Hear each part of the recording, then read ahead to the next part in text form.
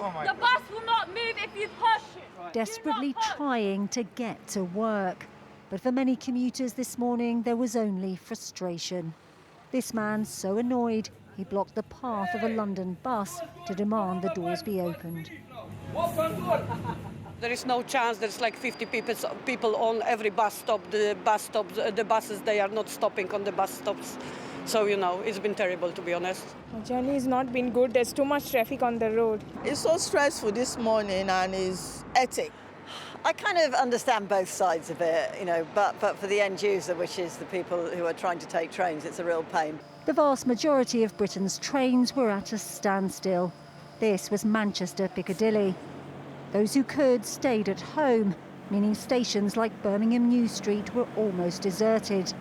And this was London's Waterloo, at the heart of the morning rush hour.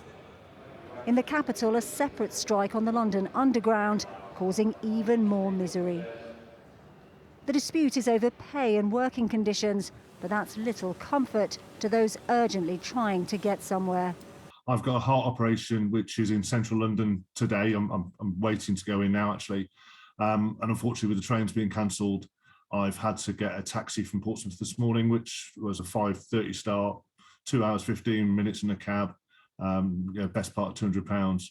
80% of trains across Britain are cancelled today in the biggest walkout for more than 30 years.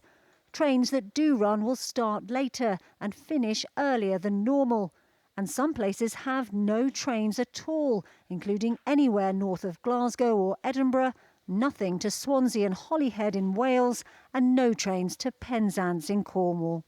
The RMT Union says rail companies want to cut thousands of jobs as part of a huge reduction in spending. So far, there are no signs of compromise between the unions and rail management. We feel we've had no choice but to take this action. We've got such an aggressive agenda against our members working on the railway that we have to defend that position through the only means possible, which is industrial action. Meeting cabinet ministers today, the Prime Minister hit out at the industrial action. We need the union barons to sit down with Network Rail and the train companies and get on with it.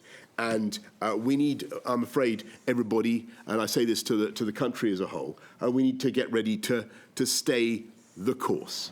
We'd like to thank you for travelling with us. Some trains did run today, but they were few and far between. Most were simply going nowhere.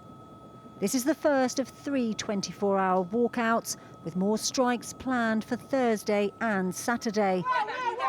And with little sign of this being resolved, there could be more chaos to come. Layla Hayes, 5 News.